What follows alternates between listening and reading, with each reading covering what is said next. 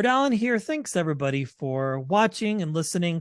We have a very special guest. We're chatting with Rene Reyes about PaleyFest 2023.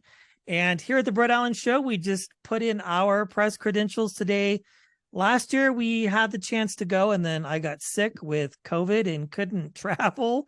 So such is life, but thank you for your time. It's a pleasure to meet with you and chat with you about this spectacular event coming up here quite soon. Well, Brett, it's such a pleasure and a privilege to get to talk to you. And we must this year rectify that COVID snafu Yeah, and that's get you another back at the statement. festival. Well, very exciting. I know last year was the first year back post-COVID.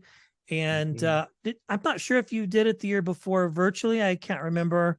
You did. We Okay. did. We did. We were blessed to be able to, at least, when the world was shut down, to still be able to do events online, and the shows and the studios were so supportive, and it was totally different, obviously, to do it in a virtual format, very intimate in a lot of ways. But we were earlier in 22 in April, in March of 2022. We were great to be back at Dolby Theater with a full house of fans again for the festival, and we're looking forward to it again in March.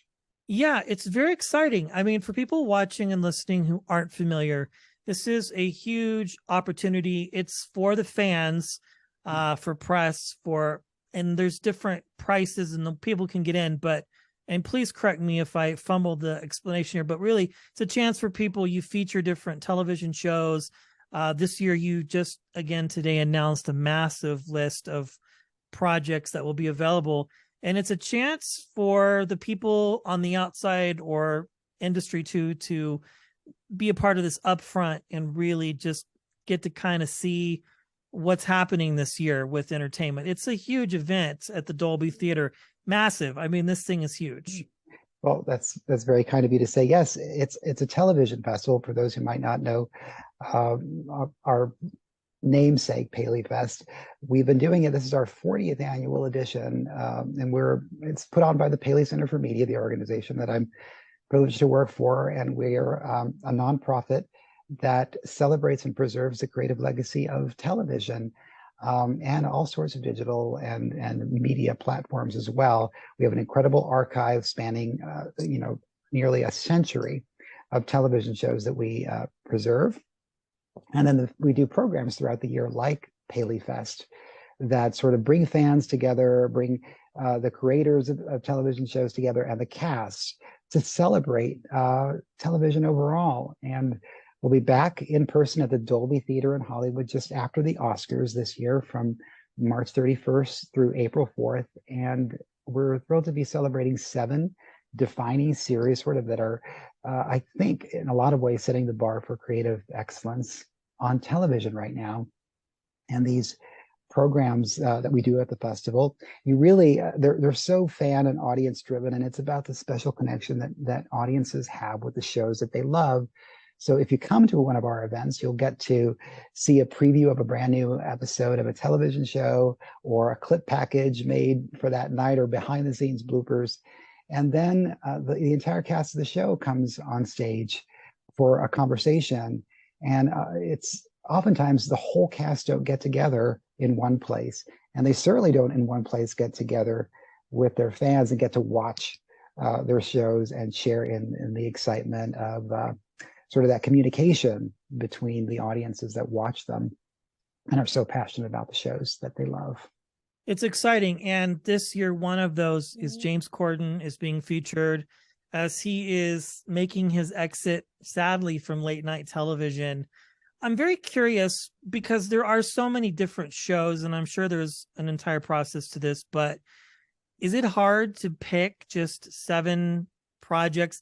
I mean, there's so much content, especially today with the medium of streaming. I counted like 14 different streamers recently. It's unbelievable just how much access we have to content.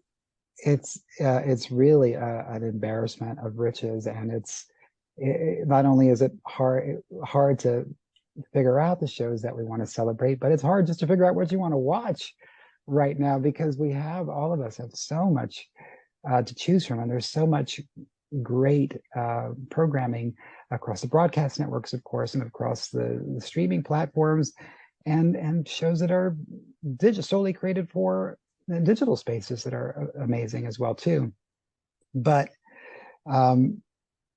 it's a long process. We look at what is resonating on television at a given time, what's resonating critically, what's shows that are doing new things in the genres that they sort of occupy, or milestones that we want to celebrate.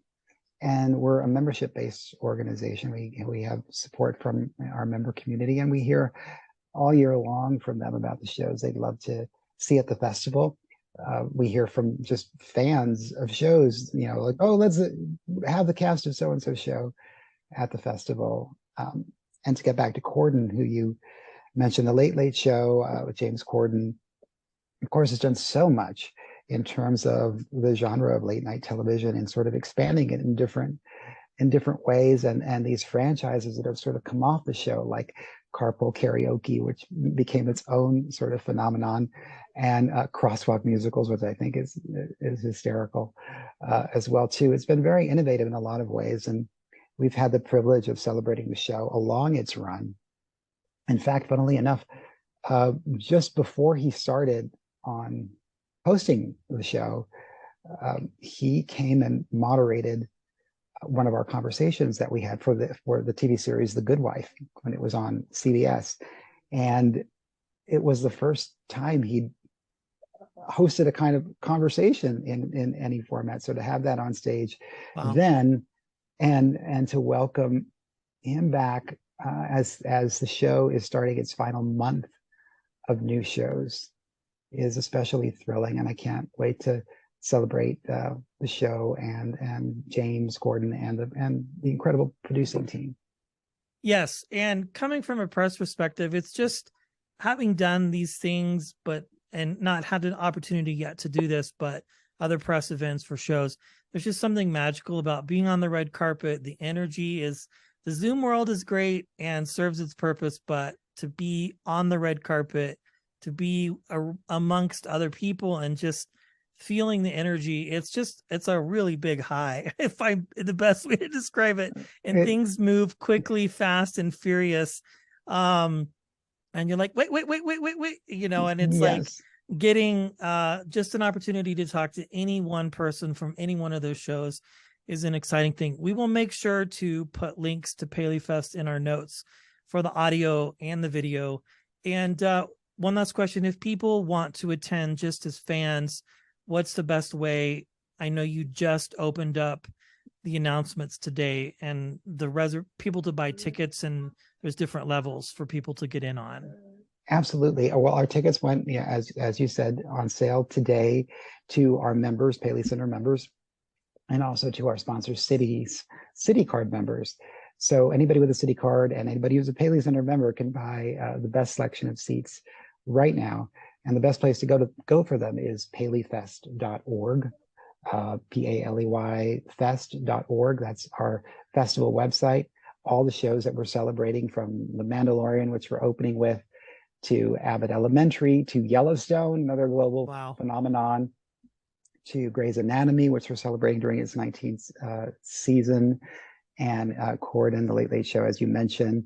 And then we have a new series, relatively new series. It's coming back for its second season, called Yellow Jackets from Showtime. Isn't it so? It's really addictive, and that's going to be one of our events. And then we're closing out with a celebration of the final season of The Marvelous Mrs. Maisel. That's been a festival favorite for us as well too.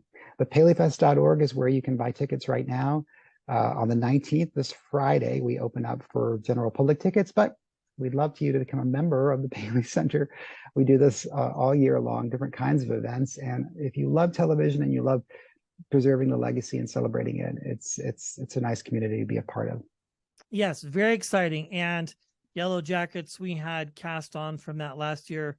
Cool. If you're listening and watching and you've not seen Yellow Jackets, I mean, it's just one wild ride, one episode after another. Melanie Linsky. I mean, just the list goes on and on. It's crazy. Yeah. Well, Rene, it was a pleasure meeting you. I'm very excited to hopefully meet you in person here in a couple months. And congratulations on all this. Very exciting. And again, we'll make sure to put a website link in our show notes for people to hopefully participate and become a member. Thank you for I your hope so time and your too. graciousness today. I appreciate it. Brett, it's an honor to speak with you, and I hope to see you at the festival.